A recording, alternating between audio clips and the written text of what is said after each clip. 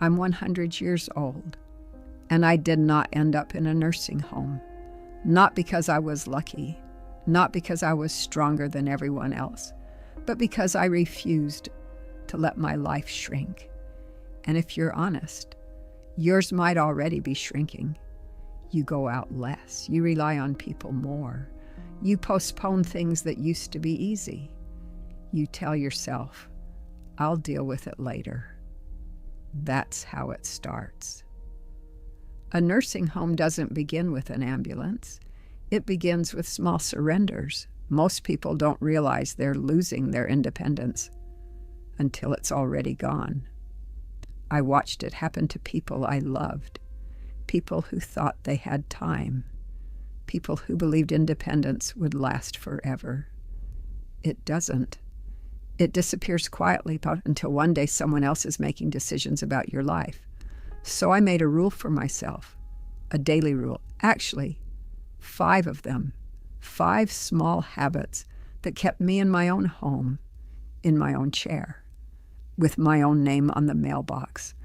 And I'm going to tell them to you now, because if you wait until you need them, it will already be too late. Habit number 1. I left the house every single day, no matter what, even when I didn't feel like it, even when it hurt, even when I had nowhere important to go, because staying inside is how people disappear. It starts innocently. You skip one outing because you're tired. You cancel another because it's raining. You tell yourself you'll go tomorrow, and slowly, the world outside stops feeling like it belongs to you. Your legs weaken. Your confidence fades. Your circle gets smaller. Until one day, leaving the house feels impossible. And that's when other people start deciding things for you. I watched it happen to my neighbor, Martha. She used to walk to the corner store every morning. Then she stopped. First it was once a week, then once a month, then not at all. Within 2 years, she wasn't living in her home anymore, not because she wanted to leave, because she couldn't stay. So I made a rule. If I can stand, I go outside. Not far, not fast. Just enough to remind my body and the world that I am still here. Independence isn't something you keep by accident. You keep it by stepping outside before it's taken from you. Habit number 2. I spoke to another human being every single day, out loud, not through a screen, not a text message, not a like on a photo, a real voice, a real conversation, because silence is where people start to fade. After my husband died, this house became unbearably quiet. No footsteps. No one asking where I put the scissors. No one complaining about the weather. Just silence. And silence can convince you that you no longer matter, that you are no longer needed, that your life is already behind you. And when you start believing that, you stop showing up in the world. So I made a rule.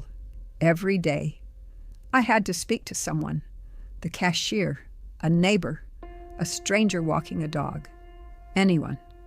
Because the day you stop being heard is the day you start becoming invisible. Loneliness doesn't just break your heart. It weakens your body. It slows your mind. It makes everything harder. And people don't end up in nursing homes only because of illness. Sometimes they end up there because there was no one left who knew their voice. So I kept mine alive, one conversation at a time.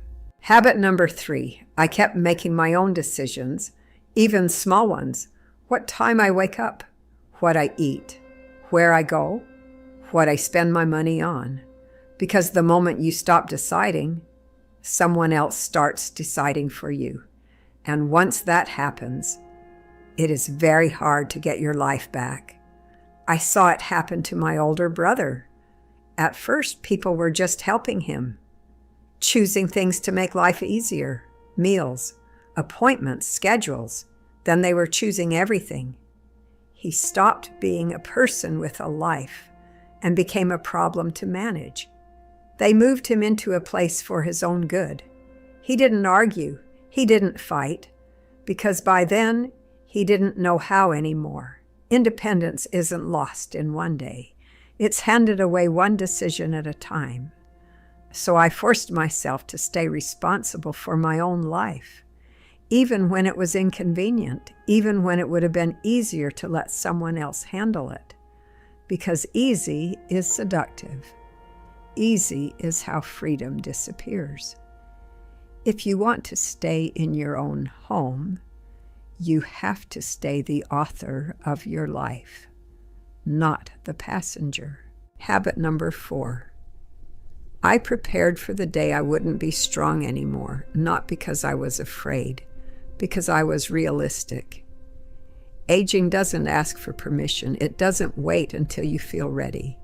It takes a little strength, a little balance, a little memory, until one day you realize you can't do something you used to do without thinking. Most people pretend it won't happen. They avoid the conversation. They avoid the paperwork. They avoid the small changes that could keep them independent longer. And then one fall, one hospital visit, one bad month decides everything for them. I refused to let a crisis write the ending of my story. So while I was still strong, I made my home safer. I organized my finances. I wrote down what I wanted and what I didn't want, not because I was giving up, because I was protecting my future self. Freedom doesn't disappear only from weakness. Sometimes it disappears from lack of preparation. If you want to stay in your own home, you have to think ahead before life forces you to. Habit number 5. I made sure I was still needed, not useful in a grand way, not important in the world, just needed by someone. Because when you feel unnecessary, you start letting go of life. You stop taking care of yourself. You stop planning ahead. You stop fighting to stay independent. I saw it happen to a man on my street. After his wife died, no one depended on him anymore. No one waited for him. No one noticed if he stayed inside all day. Within a year, he looked 20 years older. Within 2, he was gone from that house, not because his body failed first, because his purpose did. So I made a quiet promise to myself. As long as someone needs me, I will keep showing up. I read to children at the library. I send birthday cards. I water my neighbor's plants when she visits her daughter. Small things, but small things give you a reason to wake up in the morning. Independence isn't sustained by strength alone. It's sustained by purpose. Because when your life still matters to someone, you fight to stay in it. I'm 100 years old. I wake up in my own bed. I walk through my own kitchen. I sit in a chair that remembers my life. Not because I was stronger than everyone else, because I refused to disappear before my time. Independence isn't something you keep by accident. It's something you protect every single day. One walk, one conversation, one decision, one act of preparation, one reason to wake up. That's all it is. Small things, done long enough to keep your life from shrinking. One day you will be older than you are now. Your body will be slower. Your circle will be smaller. Your world will try to close in on you. And in that moment, you will either still be standing in your own home or wishing you had fought harder to stay there. So don't wait for fear to force you into action. Start protecting your independence now, while it still belongs to you. Because the nursing home doesn't begin when you move in. It begins the day you stop living like your freedom matters.